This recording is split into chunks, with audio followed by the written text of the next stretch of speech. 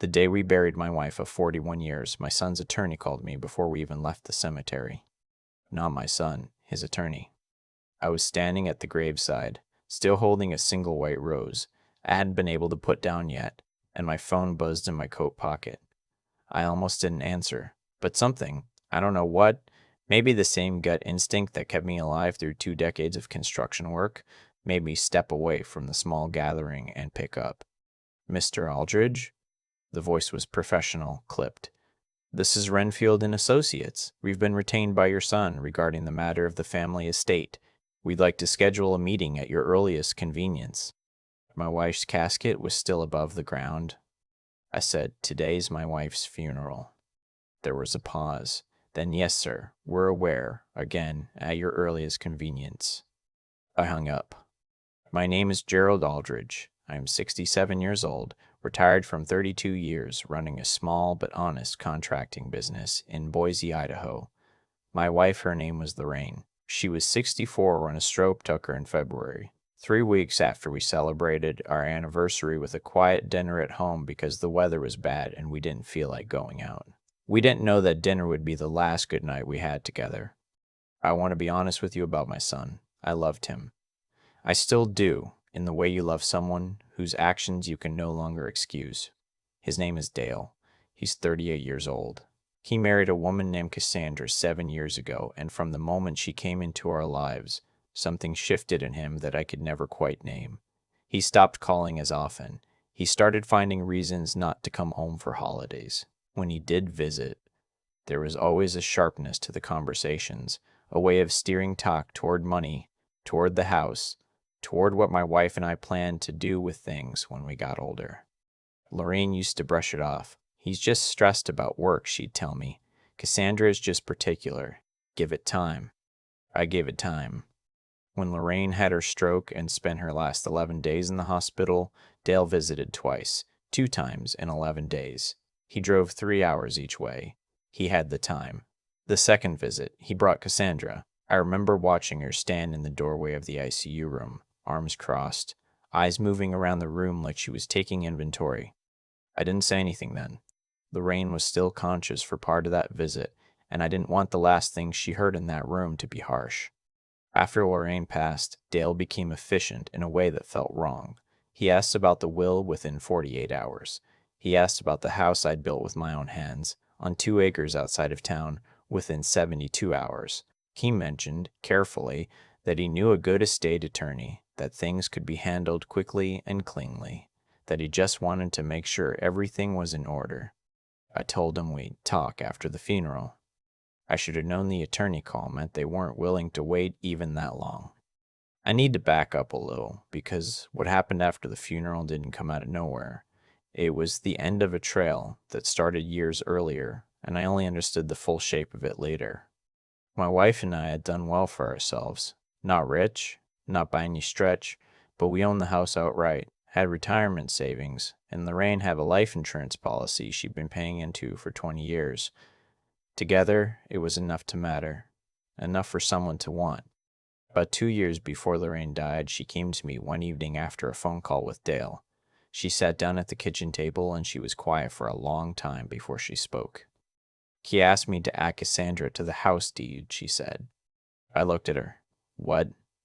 "He said it would help with taxes. He said an estate attorney told him it was smart planning." She folded her hands on the table. "I told him I'd think about it." I said, "Lorraine, we're not doing that." She agreed. We didn't do it. But I noticed something change in her face after that conversation, a kind of tiredness that had nothing to do with being physically tired. She had understood something that she hadn't wanted to understand. I noticed that Dale's calls after that conversation became less frequent, but more purposeful. He would call to ask specific questions about the mortgage status, about whether we'd updated our estate documents, about whether we'd looked into certain financial products. Each call felt like reconnaissance. Then Lorraine got sick and all of it accelerated. The day after the funeral, I drove to meet a man named Hugh Garrett. Hugh was Lorraine's supervisor for the last 14 years of her career at a title insurance company. He was 61, quiet, the kind of man who thought carefully before he spoke. He and Lorraine had genuine respect for each other, the kind that builds over years of working side by side. Hugh had called me the morning of the funeral. Not during, he wasn't that kind of man. He called at 7 in the morning and said, simply, "Gerald, when you're ready, there's something you should know. Take your time, but don't take too long." I drove to his office the next morning. He closed the door, poured 2 cups of coffee, and set a folder on the desk between us. He didn't push it toward me right away. He just looked at me and said, "How are you holding up?" "I'm standing," I said. "That's about the honest answer." He nodded. Then he said, "About 3 weeks before Lorraine passed, she came to me with something. She said she'd found documents, printed emails actually, that she'd discovered when she was using Dale's laptop at Thanksgiving. She hadn't gone looking. She saw the screen." I set my coffee down. "She printed them before he noticed," Hugh continued. "She brought them to me because she didn't know who else to bring them to, and she was afraid to upset you while she was already sick." He paused. "She was protecting you, Gerald, right up to the end." He opened the folder and turned it toward me.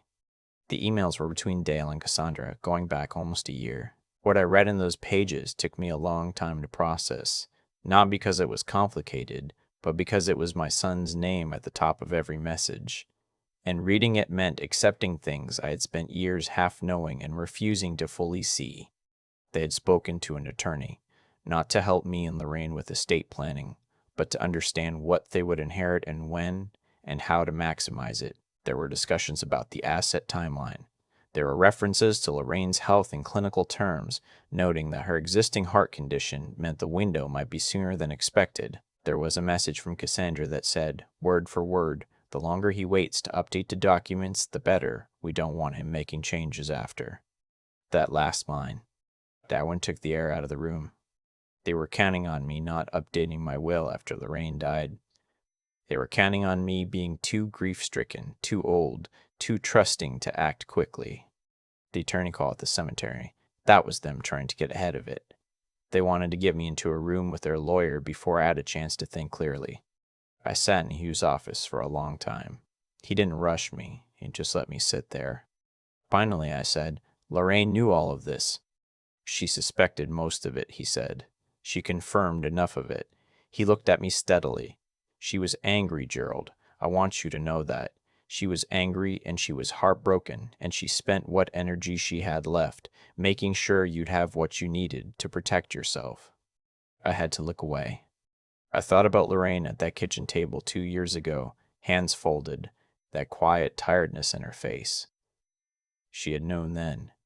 Maybe not the full shape of it, but she had known enough. I didn't confront Dale right away. I want to be clear about that, because I've been asked about it, and people seem to expect that the story goes, man finds out, man confronts son, scene happens, credits roll. That's not how it worked. I went home. I sat in the house for 3 days. I walked through every room. I sat in Lorraine's reading chair by the window. I looked at 41 years of a life built carefully and honestly, and I thought about what I wanted the end of my own life to look like. Then I called my own attorney. Not Dale's attorney. Mine. A woman named Patricia Solis, who had handled my business contracts for 15 years, and who I trusted completely. I brought her the folder Hugh had given me. I brought her the life insurance documents, the deed, the existing will. I sat across from her and I told her everything, including the attorney call at the cemetery, and I watched her expression go very still in the way that experienced people's expressions go still when they're deciding how seriously to take something. "Gerald," she said, "you made the right call coming to me before responding to them." She walked me through everything. Idaho is a community property state, which meant certain protections already existed. The house was in both my and Lorraine's names, and with her passing it, transferred fully to me. Dale had no automatic claim. The life insurance policy named me as sole beneficiary. The existing will was straightforward. But Patricia pointed out something that made my stomach drop. The existing will, written years ago, left a significant portion of the estate to Dale, not everything. We had other beneficiaries, including a niece I'd raised for 2 years after her mother died, and a small charitable bequest, but enough that if I died tomorrow without changing anything, Dale would receive a very large sum of money. "We can update this," Patricia said simply. "That's entirely your right. What if he challenges it?" She looked at the folder. "With what you brought me, a challenge becomes very difficult for him. Contesting a will requires demonstrating undue influence or lack of capacity. You are clearly of sound mind. You have documented evidence of his conduct, and you are updating documents while fully informed. Courts look at context." She paused. "He might try, but I don't think he'd win." We spent 2 hours in her office. By the time I left, I had a list of every step I needed to take, in order, and a clear picture of what I was dealing with. Dale called me 4 times that week. I let them go to voicemail. The messages started cordial and became progressively less so. By the 4th message, he mentioned casually, the way you mention something you want to sound casual, that delays in estate matters can create complications, and that he just wanted to make sure everything was handled properly.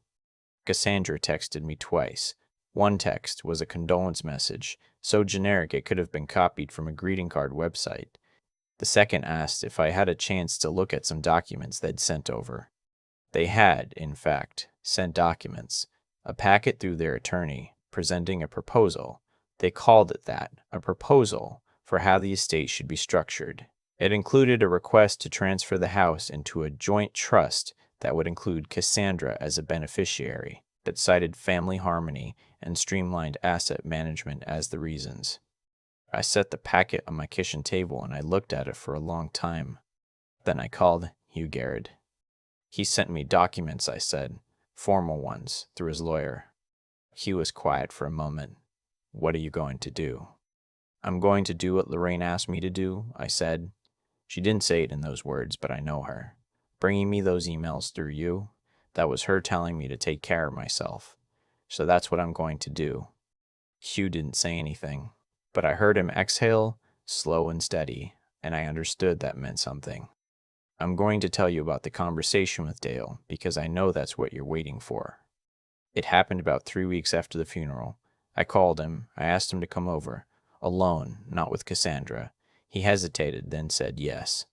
He showed up on a Tuesday afternoon. He'd lost a little weight since I last saw him, and he looked like he hadn't been sleeping well. Part of me noticed it and felt something sad about it, something that was still the father in me looking at his son and wanting everything to be different than it was. We sat at the kitchen table. Same table where his mother used to sit. I hadn't moved anything. I wanted the room to be exactly what it was. I didn't lead with the emails. I want you to understand that. I'm not a dramatic man. I wasn't trying to perform something. I simply looked at my son and I said, "Dale, I know." He looked back at me. Something shifted behind his eyes. "I know about the calls to the attorney before your mother died," I said. "I know about the emails. I know what you and Cassandra were planning. Your mother knew too." I paused. "She found it. She kept it. She made sure I'd have it." He started to say something. I held up my hand. "I don't need you to explain it," I said. "I don't think there's an explanation that changes what it is. What I want you to understand is that I've already taken steps. The will has been updated. The house is not going to be transferred into any trust that includes Cassandra. The insurance proceeds are already in a separate account. Patricia Solis knows everything and has documented everything. If anything happens to me in the next few years that seems unusual, the first person investigators will look at is you, and she has instructions to make sure of that."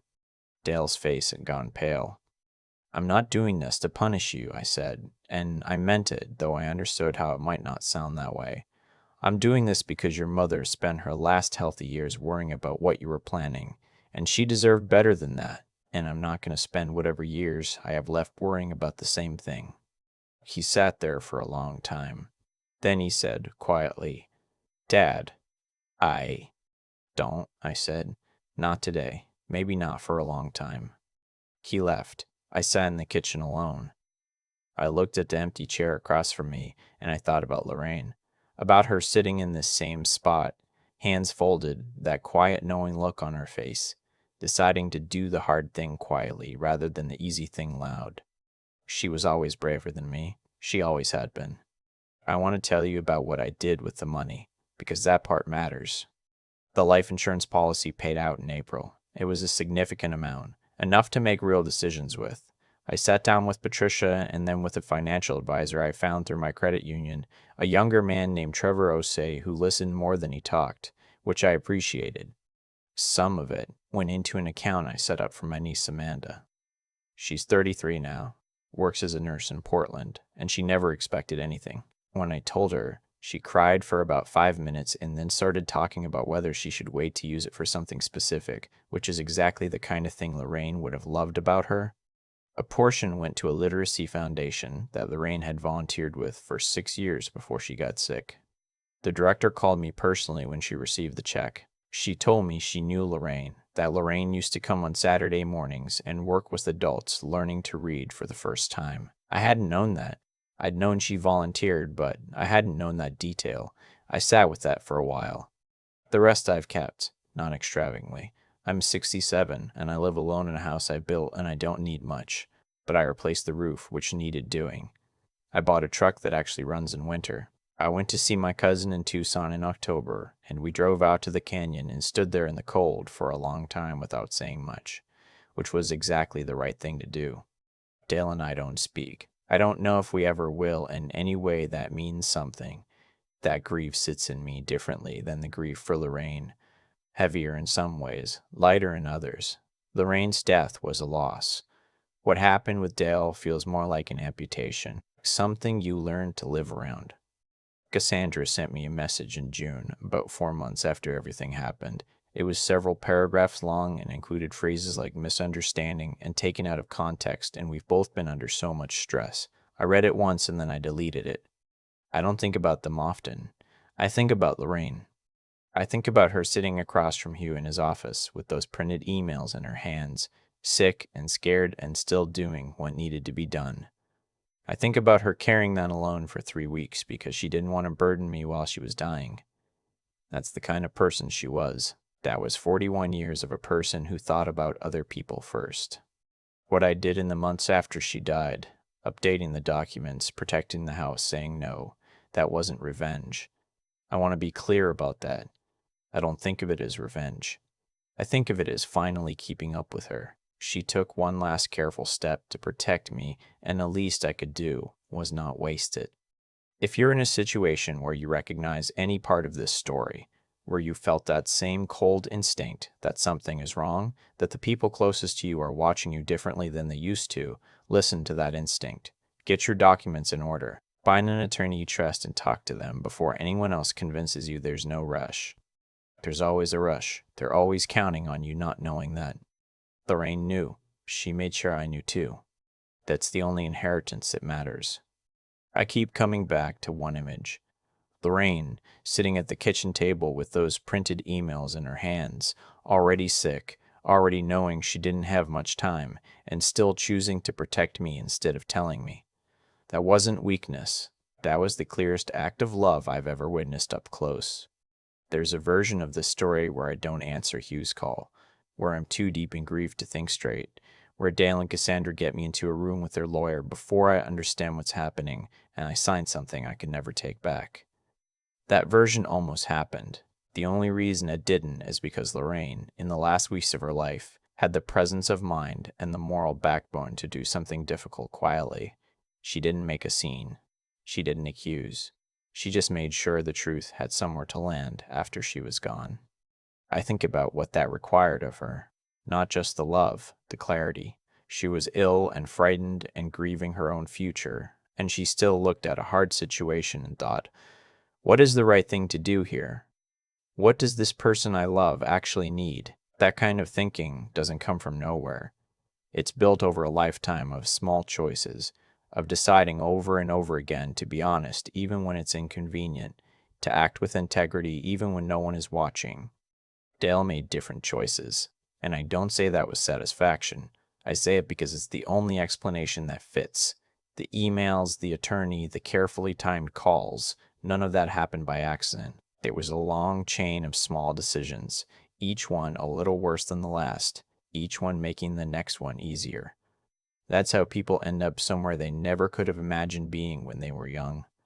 Not one dramatic fall, but 100 quiet compromises with what they knew was right. What I did in those months after Lorraine died, finding Patricia, updating the documents, sitting across from my son at that kitchen table and saying what needed to be said. None of it felt brave in the moment. It felt necessary. It felt like finally keeping up with a woman who had been doing the hard, honest thing her whole life while I sometimes looked the other way. If I learned anything from all of this, it's that clear thinking under pressure is not a gift. It's a practice.